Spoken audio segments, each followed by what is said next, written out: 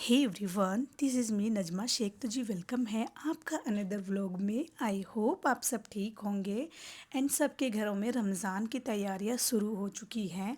And मेरे dream house में भी मैंने भी तैयारियां कर ली है। कुछ तैयारियां जो मैंने कंप्लीट कर ली है एंड कुछ तैयारियां आगे बताती हूँ वो किस तरीके से है। तो जी रमज़ान की तैयारियां तो शुरू होते 1 मंथ से ही चल रही है एंड चलती रहेगी।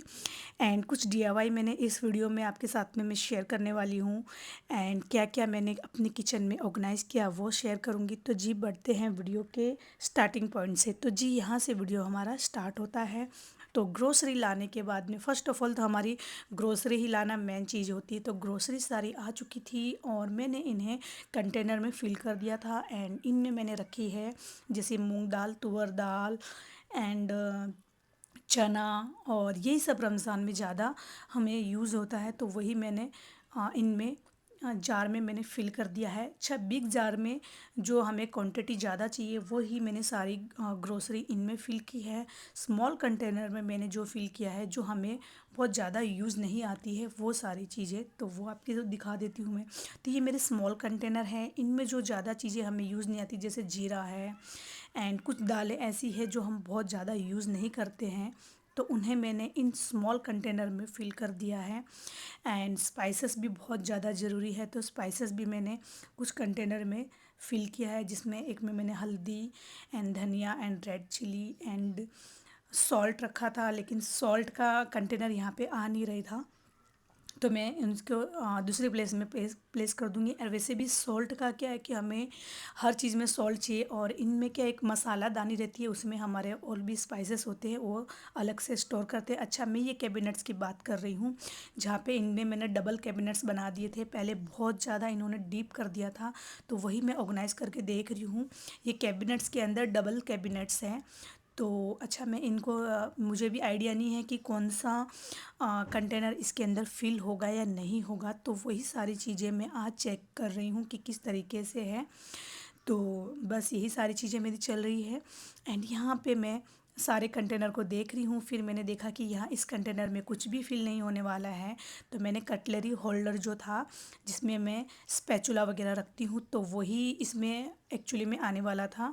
लेकिन मुझे यहाँ था कि मैं डबल डबल डेली यहाँ से निकालूंगी करूँगी, लेकिन फिर मैंने आइडिया लगा के इसी में इसे प्लेस कर दिया। एंड इसे थी अब ऑर्गेनाइज़ की बारी, क्योंकि सम टाइम ऐसा होता है कि मैं अपने पुराने घर पे चली जाती हूँ, जो हेल्पर है डिशेस बर्तन वगैरह वो क्लीन करने के बाद में वो अपने से ही उसे जैसा समझ में आता वो उस तरीके से ऑर्गेनाइज़ कर देती है। जब मैं आती हूँ तब मैं देखती हूँ कि कोई भी सामान अलग अलग तरीके से प्लेस हुआ हुआ है, तो मैं उसे दोबारा से अच्छे से ऑर्गेनाइज़ करती हूँ। तो उस कैबिनेट का भी यही हाल था, तो वो कटलरी होल्डर मैंने ऑर्गेनाइज़ कर दिया। यहाँ पे मैं चेक कर रही हूँ कि नीचे वाले कैबिनेट्स में क्या क्या चीज़ें आ सकती है।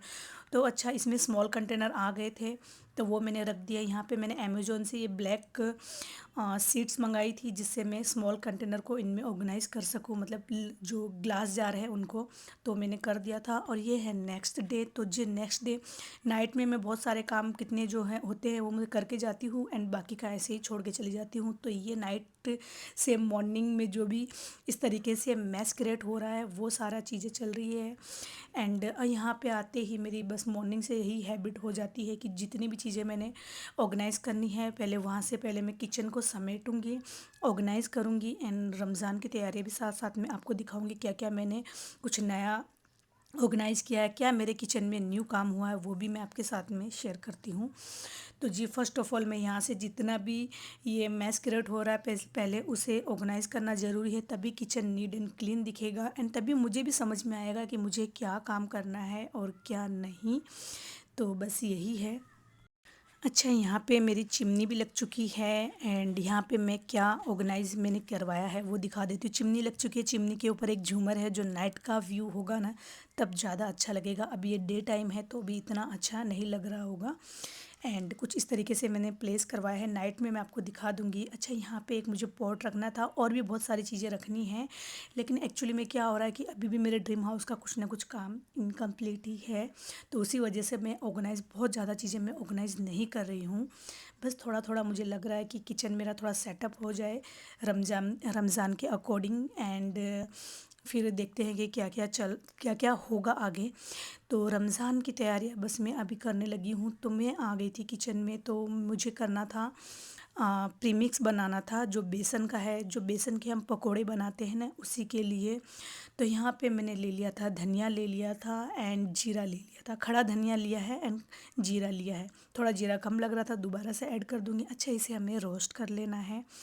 तो इसमें आप चाहो तो अजवाइन भी ऐड कर सकते हो। मेरे पास में थी नहीं इस टाइम पे, तो मैंने ऐड नहीं की।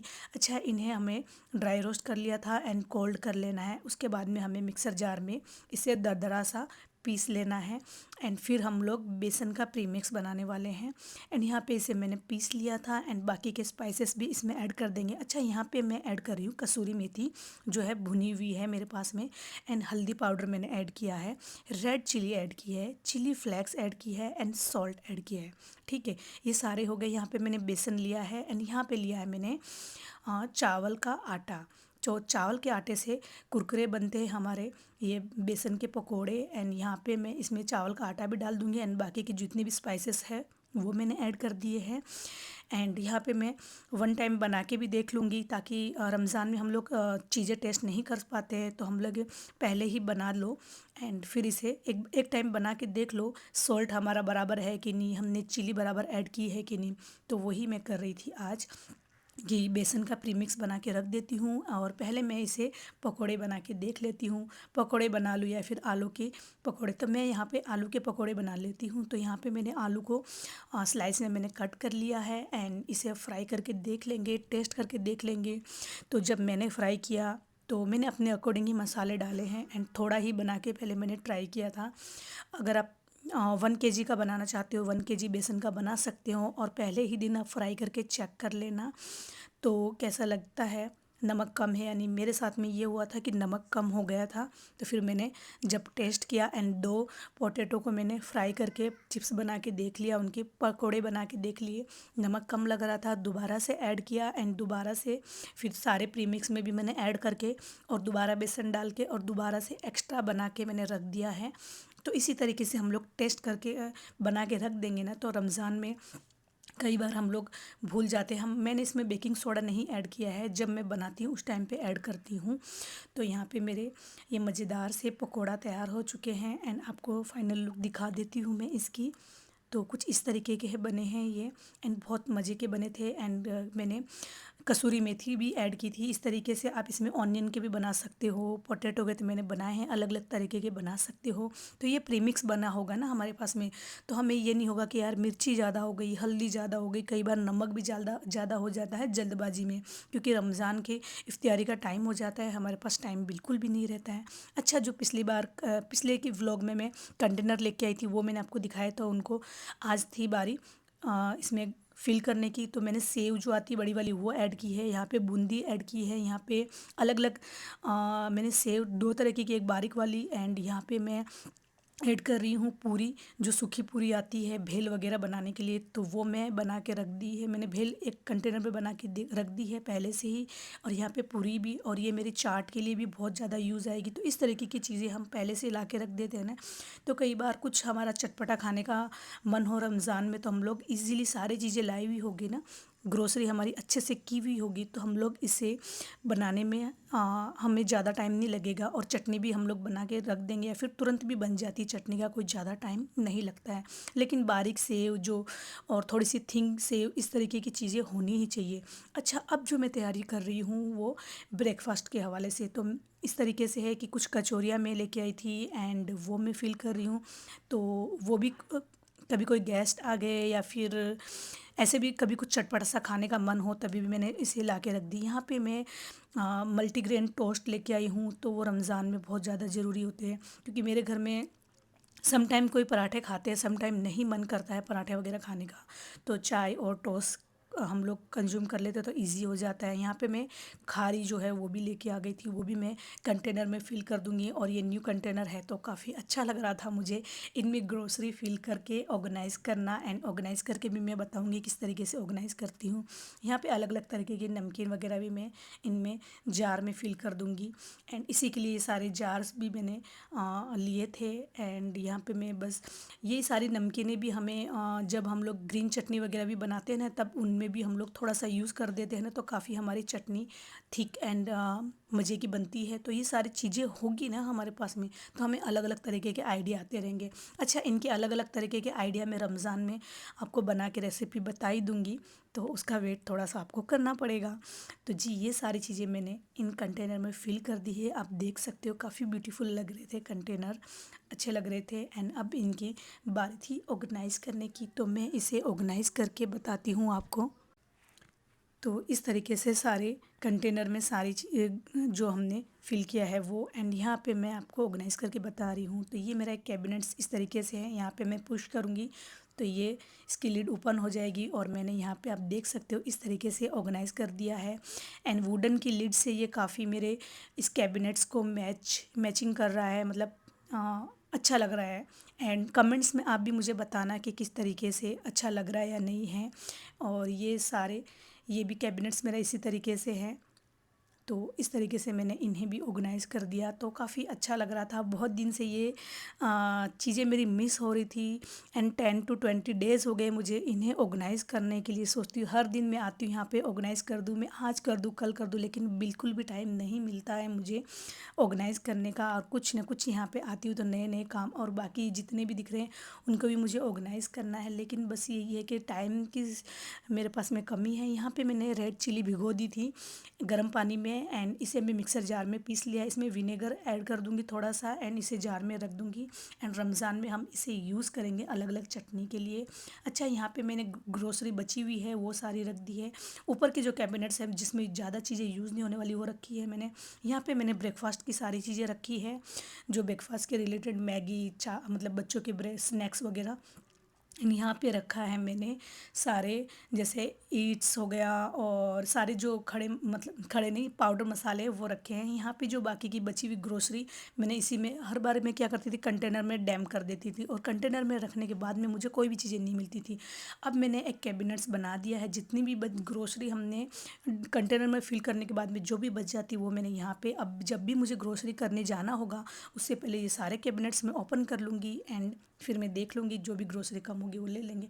अच्छा, मैं यहाँ पे रमज़ान के अकॉर्डिंग डीआईवाई बनाने वाली हूँ, और बहुत सारी तैयारी और भी की है, लेकिन वो आने वाले व्लॉग में शेयर करूँगी। अच्छा, इस तरीके का मैंने एक बॉक्स लेके आ गई थी, एंड ये नेम्स की एक लेके आ गई थी। यहाँ पे मैंने लेस ले ली थी, यहाँ पे एक सर्कल वाली रिंग ले ली थी, 4 स्टिक ले ली थी मैंने। एंड यहाँ पे मैंने जूट का ये लिया था, ये लाइट ली थी। एंड इसी से हम लोग बनाने वाले हैं आज का डीआईवाई, जो रमज़ान के हवाले से है। तो जी, फर्स्ट ऑफ ऑल इस तरीके की वुडन बोल रही हूँ, जूट लेस, इस तरीके की लेस लगाई हुई मार्केट में मिल जाता है, लेकिन मेरे पास में ये फैब्रिक पड़ा था पहले से, क्योंकि उससे पहले ही मैंने डीआईवाई बनाया था।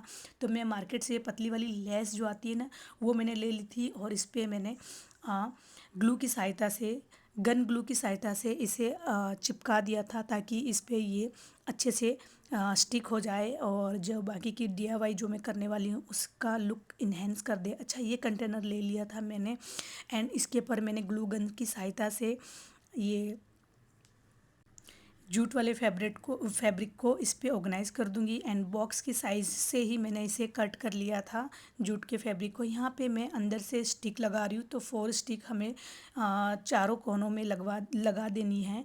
तो स्टिक मैं चारों कोनों में लगा दूंगी, ताकि ये जो हम लोग लीड लगाने वाले हैं इसके ऊपर में उसको स्टक करके रखेगी। तो यहाँ पे मैं चारों कोनों में मैं थोड़ा थोड़ा ग्लू लगा दूंगी, एंड इसके ऊपर मैं इसे रख दूंगी। यहाँ पे ये ऊपर का जो हिस्सा है इसका ट्रांसपेरेंट है, और यहाँ पे मैं अब ऑर्गेनाइज़ करने वाली हूँ इसकी व्हील। तो ये व्हील लगा दिए हैं मैंने, और इसके ये अकॉर्डिंग ही मैचिंग के ही है।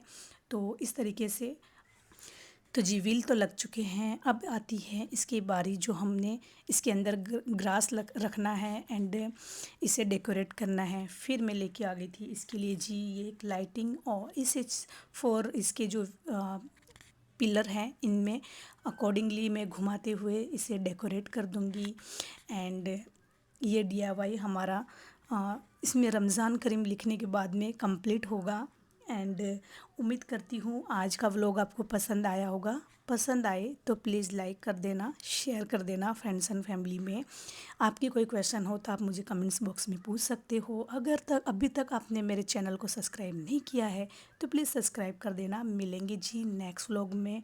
एंड फाइनली ये हमारा डीआईवाई तैयार हो चुका है रमज़ान के लिए। तो जी मिलेंगे नेक्स्ट व्लॉग में, तब तक के लिए bye guys and thank you for watching.